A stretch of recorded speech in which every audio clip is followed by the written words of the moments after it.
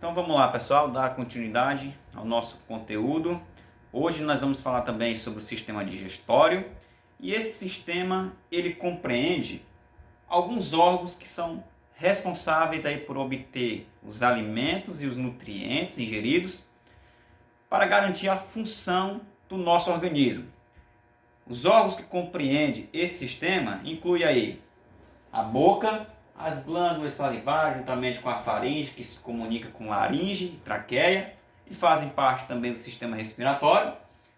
Um tubo muscular, composto por uma mucosa, que vai garantir aí, vai conduzir o alimento ingerido até o nosso estômago, certo? Do estômago nós temos aí mais dois órgãos que participam desse processo de digestão dos alimentos, que é o fígado e o pâncreas, que também fazem parte de um outro sistema, que é o sistema endócrino.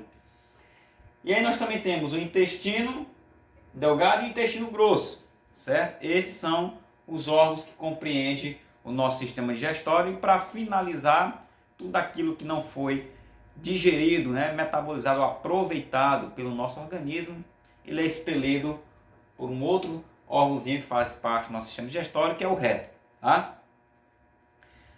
Quais são as funções principais do nosso sistema digestório? Então, é transporte dos alimentos que são digeridos, também fazem parte da eliminação de resíduos e transformações dos alimentos, bem como a sua metabolização, a absorção de nutrientes, que já se inicia na boca, através das nossas glândulas e das nossas enzimas, nós chamamos de amilase. Bom?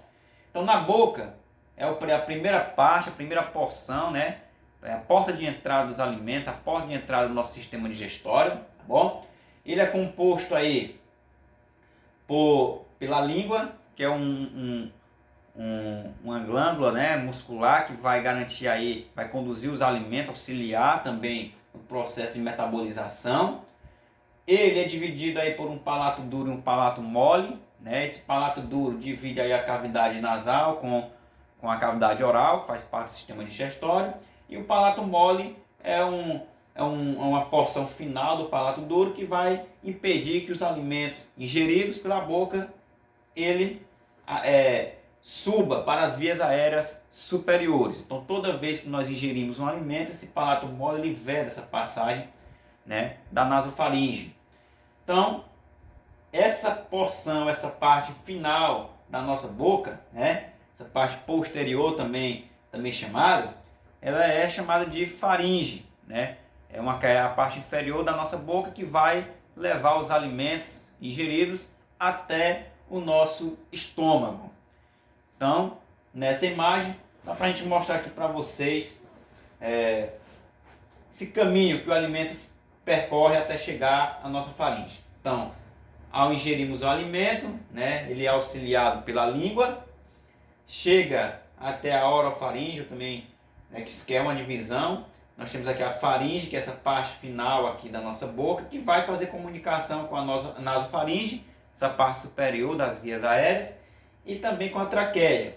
Lá tem a epiglote, falei para vocês que é uma glândula que fecha, impede que o alimento ele entre na traqueia e desça diretamente para o esôfago, que é um tubo que fica por trás desse tubozinho traqueal, tá bom? Essa imagem aqui eu mostro para vocês, olha só. Ao ingerirmos o alimento, chega até a faringe, o palato mole impede que os alimentos eles subam, Então, juntamente com a epiglote, ela baixa para impedir que o alimento ele entre na traqueia e desça para o esôfago. O esôfago ele é um tubozinho muscular, composto por várias glândulazinhas laterais, que vai garantir a produção de mucosas, e essas mucosas elas vão facilitar a descida do alimento até chegar ao nosso estômago. Lá é liberado algumas proteínas, como a pepsina, renina, a lipase gástrica, e juntamente com o nosso suco gástrico, ele vai garantir aí a metabolização e o processo de trituração dos alimentos, tá bom? Anatomicamente nós já vimos essa parte do estômago, composto por uma carga, um orifíciozinho aí, um esfíncter que vai controlar a entrada e saída dos alimentos, E aqui nós temos o que a gente chama de curvatura maior, juntamente com o corpo, nessas regiões é produzido o suco gástrico. Toda vez que nós mastigamos, né, e ingerimos um alimento, é produzido esse suco gástrico para facilitar aí o processo de metabolização desses alimentos. Nessa parte aqui inferior do estômago, nós temos aqui a região pilórica, né, o processo pilórico, um esfíncterzinho que já vai se comunicar com o duodeno, né, que já vai ser uma outra porção por onde os alimentos, né, já metabolizados na parte do estômago, tá bom?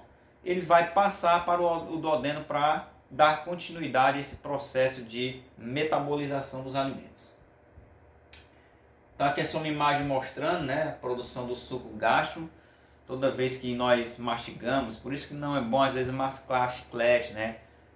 Porque nós estamos enganando o nosso cérebro. Toda vez que nós mastigamos, o nosso cérebro ele entende que vai alimento para dentro do nosso estômago. E aí ele começa a produzir o suco gástrico. Às vezes a gente tem aquela azia, aquela queimação, né? Por conta disso, porque a gente acaba enganando e não tem alimento algum para que possa ser metabolizado. E são hábitos comportamentais que podem ser fatores de risco para o desenvolvimento de algumas doenças do nosso trato digestório, bom? No caso a própria esofagite mesmo.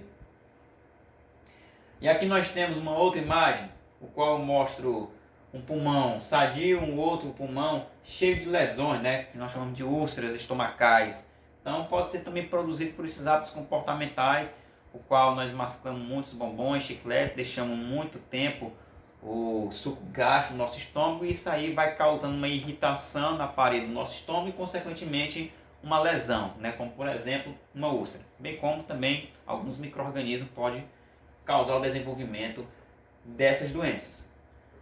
O intestino delgado, né, pessoal, ele é composto por 3 porções do duodeno que se comunica com o estômago e também com o nosso jejúnio e o ilho, que é a parte final do nosso intestino delgado.